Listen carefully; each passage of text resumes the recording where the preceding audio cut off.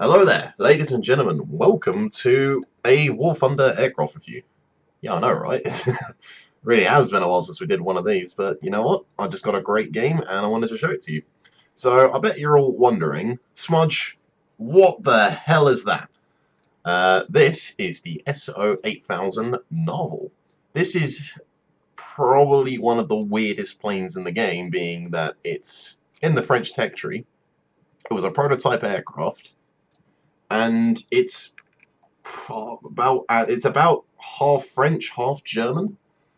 I don't know much about the aircraft, to be honest. It was an experiment. It was an experimental craft of a combination of various different technologies, including the weird boom tail, the pusher prop, and my favorite part of it, which I'm going to talk about more in a second, 6 MG151s, because why the hell not? But I'm getting a little bit ahead of myself, so let's talk a little bit about the Narwal. And firstly, why am I playing the Narwal? I'm playing the Narwal because I'm kind of reaching this point of War Thunder now where I'm just running out of stuff to do.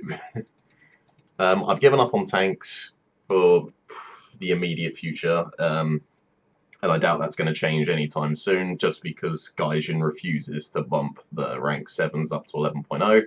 The matchmaker's just too compressed for me. Like, I want to play at these higher levels, but I just can't do it because every single game is basically just this pain and filled up tier. So I'm sticking with planes until they fix it. And to be honest, I'm fine with that. Planes is originally what got me into War Thunder. I think War Thunder is quite easily one of the best flight sims out there, and I've been having so much fun with it lately, and a lot of fun with this thing. So, the Narval, what can I say about it? Single seat prop fighter with ridiculous firepower.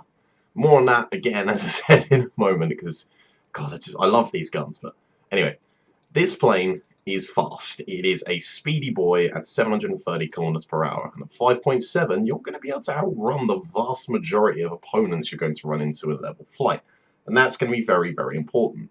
Plane also does like to retain its energy quite well. I've had some pretty good results by taking enemy fighters into climbs, as you're going to see in the gameplay in a bit.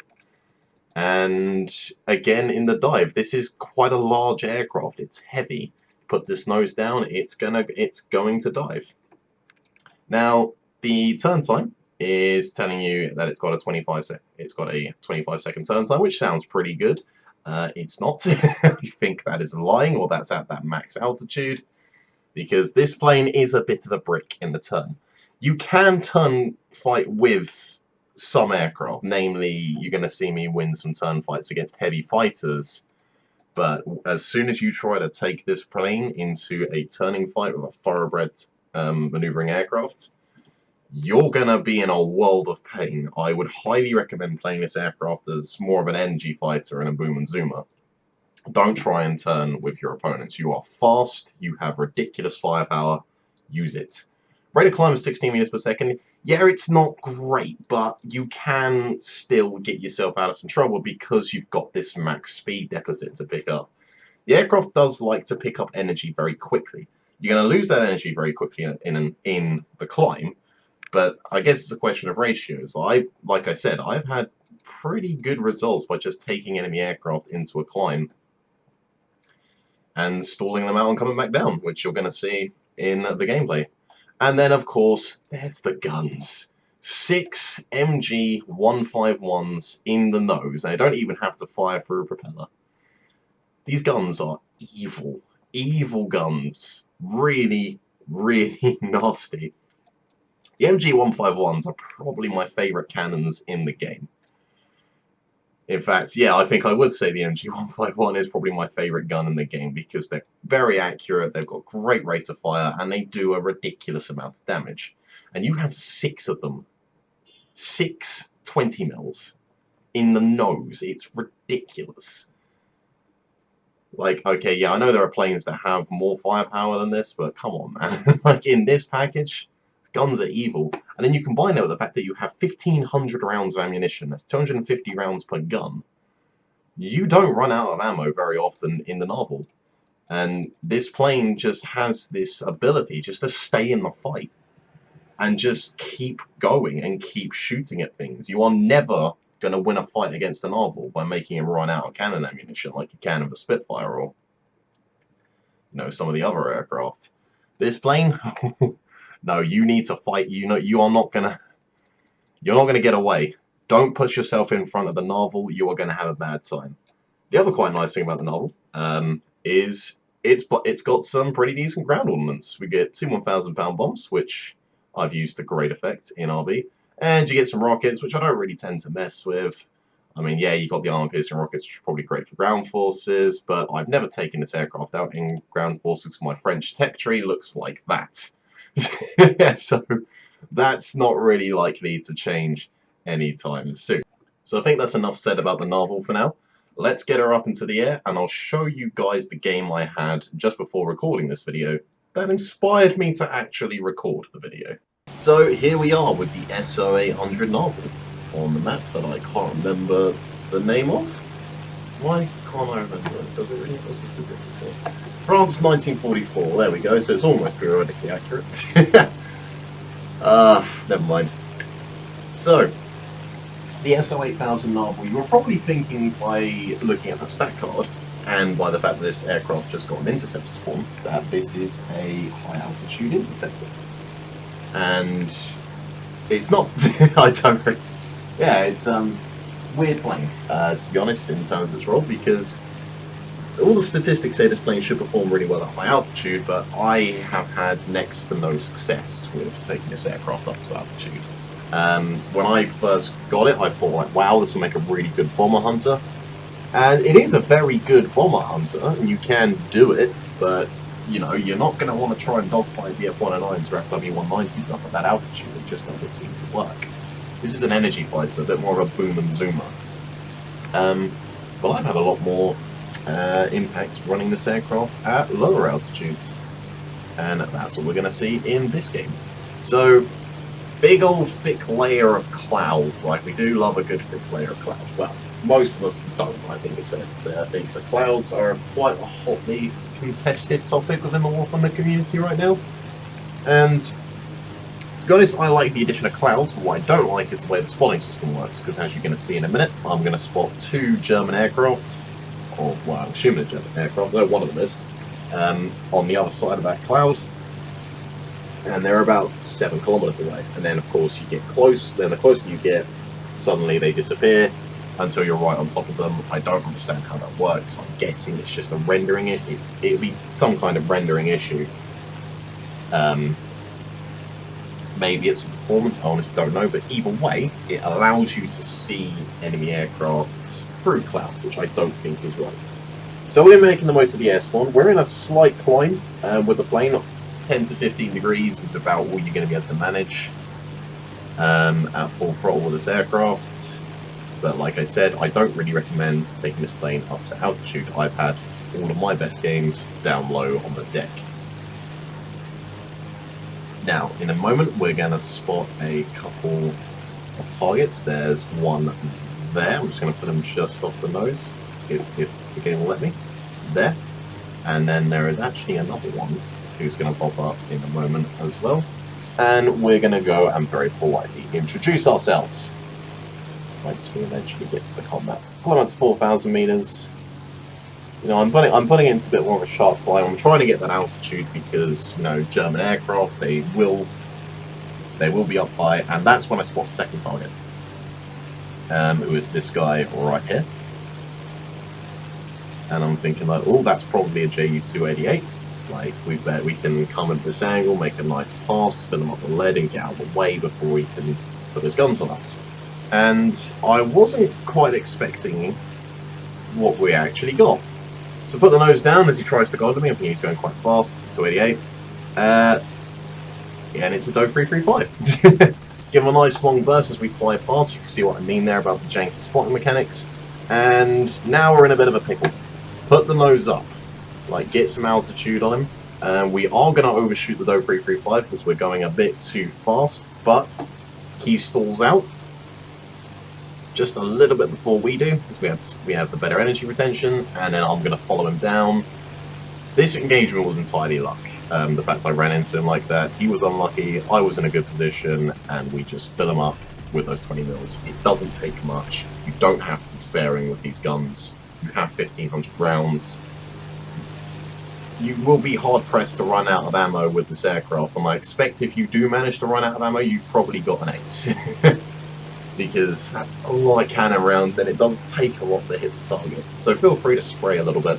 I'm using air target belts in this round, but you know, you want to use stealth, then use whatever you prefer. But those would be my 2 recommendations.